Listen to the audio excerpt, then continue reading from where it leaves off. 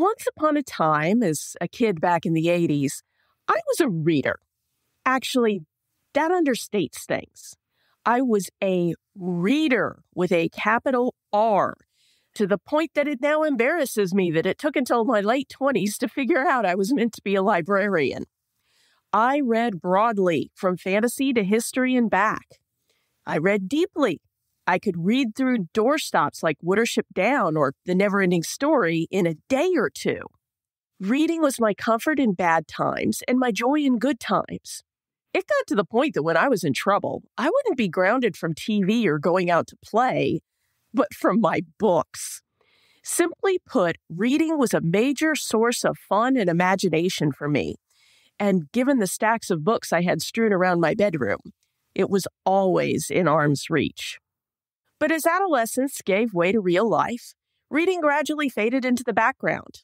The internet came along in high school, and I was able to find more friends I clicked with. As I rose in college and then my career, weekends spent with fantasy epics and the latest historical fiction tomes gave way to Stephen Covey and David Allen. The PhD was probably the nail in the coffin, as I found myself reading so much scholarship that I didn't have brain power to do much more than watch TV or YouTube during the few hours I wasn't working or studying. And let's just say the jump to leadership didn't help matters. Recently, I've been feeling the need to change things up. All work and no play makes your leadership practice stale. I was starting to feel a bit more like I'm in a rut versus in the groove, as I put it back in episode 71. And as I pondered and experimented with changing up my routine, I picked up a good fiction book for the first time in years.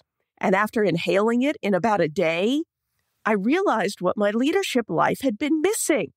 Fun! Welcome to the Kind Leadership Challenge, the podcast that empowers leaders to heal their organizations in 10 minutes.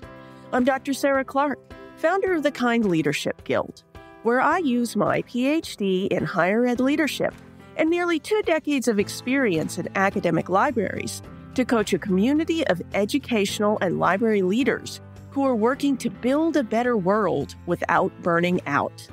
In our unique and imperfect ways, kind leaders make tough decisions without becoming jerks. We create impactful and burnout-proof systems for our organizations.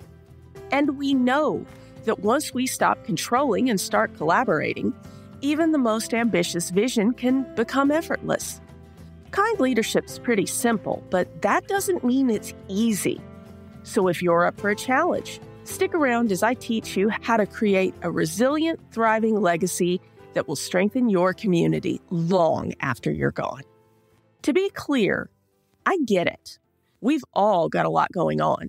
You have your work as a leader, yes, but you also have home commitments, family commitments, errands, chores, bills, a bit of a social life, and you'd like to get at least a little sleep in there too. There just aren't many cracks in our lives to fit in entertainment and hobbies. And yet, play is an important aspect of our lives, regardless of our age and responsibility level. It lets different parts of the brain engage while overused bits get some rest. Play forces us to step back from things we may be paying too much attention to, so our subconscious can work on those issues in the background. And most of all, by focusing on something unrelated to your leadership challenge, you may accidentally have an insight that helps you see the world in a new way. I think of this kind of fun as falling into 3 buckets: restful fun, physical fun, and creative fun. Restful fun is pretty much what it sounds like, and it's what I did this morning as I have the day off work today. I slept in, ran one quick errand, then watched a movie, read a little bit, and kind of just messed around social media. Side note, Threads is pretty interesting, by the way. I'm on there as Kind Leadership Guild, all one word, but I'm keeping it pretty casual for now. LinkedIn is still the better place for my leadership musings and discussions. And of course, you can find that at kindleadershipchallenge.com/LinkedIn. But back to fun. Physical fun, for me, is something where you physically change it up from what you do in your daily life. In my case, that means getting out of the house in my daily routine, or getting some sort of exercise or adventure in. Today, I'll probably go downstairs after I record this to get my Peloton workout done. And my husband and I are hoping to plan a trip to the shore next month, depending on his work schedule. As for creative fun, that old habit of fiction reading definitely counts. I've got 100 pages or so of The Count of Monte Cristo to read this week, and some discussion questions to ponder for the book club I just joined. And once the weather cools off, I may pick up the knitting needles again. And between you and me, the Kind Leadership Challenge sometimes falls into the category of creative fun, too, as long as I'm not taking it too seriously.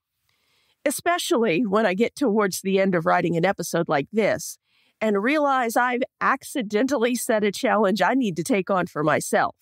Because even with the reading, I could use a little more creativity in my life right now.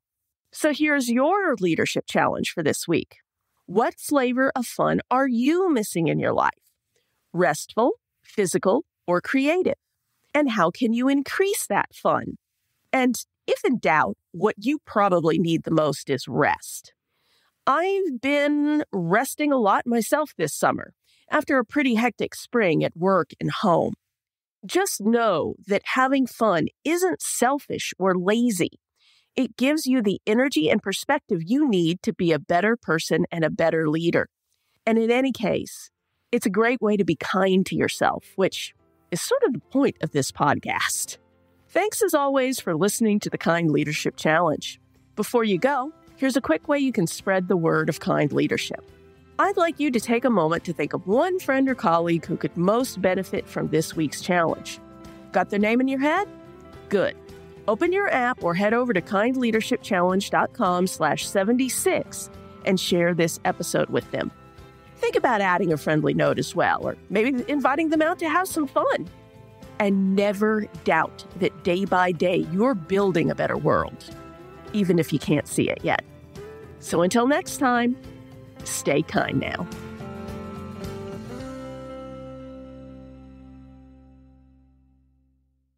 Oh, one last thing. If you're ready to take on this week's challenge but not sure how to start, head over to kindleadershipchallenge.com/next to download the Next Steps checklist.